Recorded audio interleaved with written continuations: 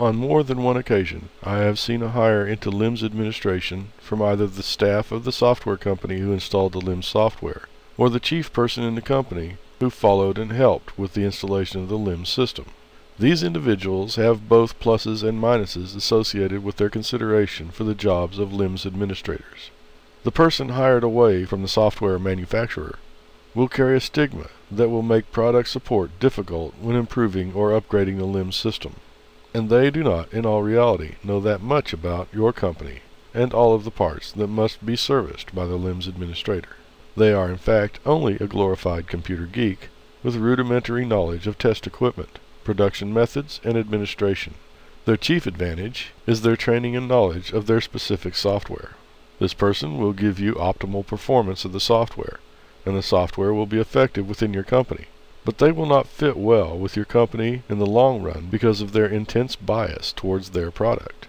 Often, they will find ways to excuse their software when things go wrong in production. You don't need someone who fixes the blame, but someone who fixes the problems, and in a timely manner. The other person I mentioned is the guy from your own company that you hired to learn the LIMS system as it was installed. This person's failings are closely tied to his experiences with chemistry, computers, engineering, production, and administration.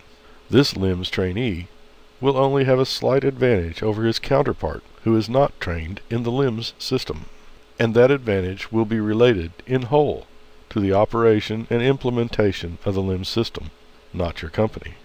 Both of these individuals are decidedly advantageous with respect to the 4 non-LIMS trained persons, but they are only slightly more useful in your company in that respect. Their main failing will be a tendency to defend their software when things go wrong. Of the several groups I discuss, this is probably the most problematic, since their knowledge will be limited. Yet you may become dependent or indentured to this employee as irreplaceable. This is the one person you should avoid.